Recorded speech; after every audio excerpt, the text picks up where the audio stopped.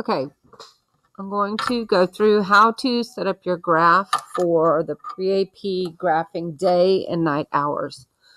The first thing that I want to do is to read through the information so that you understand exactly what you need to do. So you're going to be constructing a multi-line graph. You're going to need a title for your graph, a label for the X and the Y axis, and a key. In your key, you're going to choose different colors for each of the different locations. We actually have more than this on here. You're going to be graphing for the northern and for the southern. So you'll have 0 degrees, which is the equator, 30 degrees north and 30 degrees south, 60 degrees north, 60 degrees south, 90 degrees north, and 90 degrees south. The color that you choose for each location will be the color of the points that you plot and the color that you connect the points with. You're going to use the dotted line for the southern location. Okay, so that's important right here. Along your y-axis, you will also need to number going from 0 to 25. That will represent the number of hours in the day plus 1. Along the x-axis, you will need to label each line as a month. Because the names of the month are so long, we're going to abbreviate them with the first letter of the month that it begins with. You're going to plot each location on the graph, and once you have all of the points plotted for a location, referring to a column, then I would go ahead and connect your points. All right, so here's a suggestion that I have is that you find a set of 8 different colors. You can choose 8 colors, or you could choose 8 colors, one with a dark color and one with a light color. So for example, I'm going to do a light green here for 0. Because I only need one color for the equator.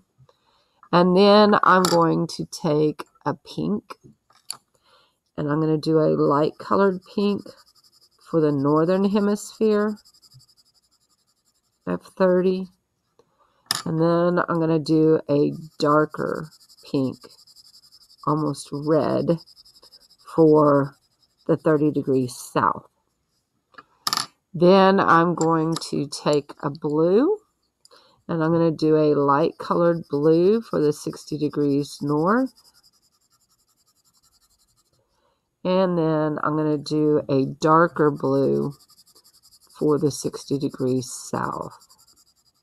Notice that I've been doing the lighter color for the northern hemisphere and the darker color for the southern hemisphere. And then I have a purple that I'm going to do for the 90 degrees. Coming down. And then I'm going to do a darker purple on the south. Okay. All right. So now once I have all of this done, I need to go in and set up my graph. So let's get started with that. First thing that you need to make sure that you have is a ruler in order to do this, and a piece of graph paper and a pencil. Okay, if at any point in time during this video you need to pause so that you can catch up, that's fine. You just hit the pause button and then resume when you need to. All right, so the first thing that we're going to do is we're going to go in and we're going to set up our paper. I would prefer that you set your paper up with pencil. I'm going to do it with a black Sharpie so that you can see what I'm doing. All right, first thing I want to do is to count up 4 lines from the bottom. 1, 2, 3, 4. This gives me enough room for me to write some information. And then this has a protected coating here that's kind of hard to write on. So I'm going to go ahead and count over at least 3 lines from there. 1, 2, 3. And I am going to go ahead and draw my line down. Like so. And do my line going across.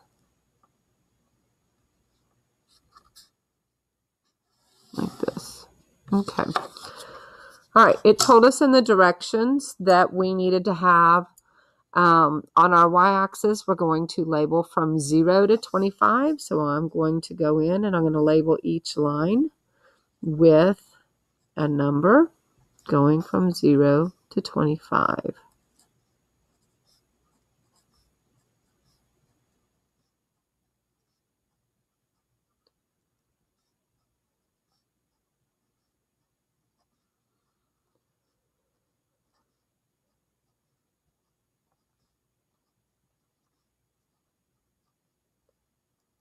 Okay. And these numbers represent what?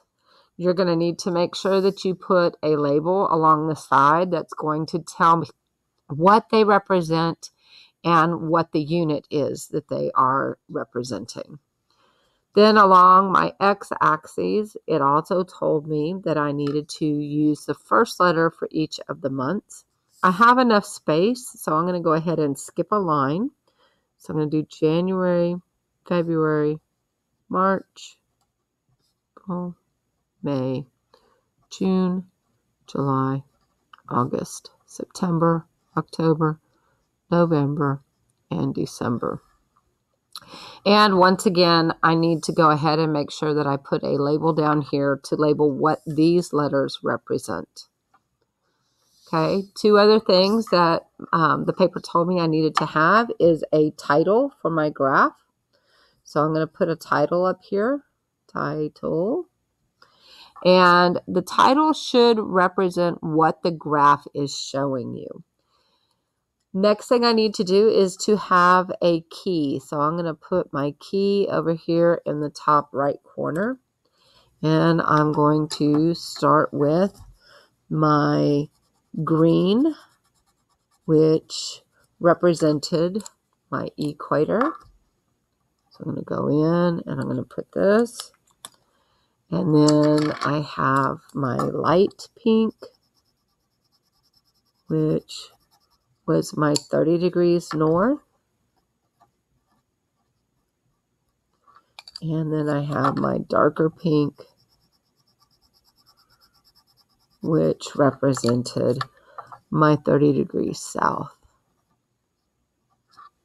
Okay. And then I had my light blue.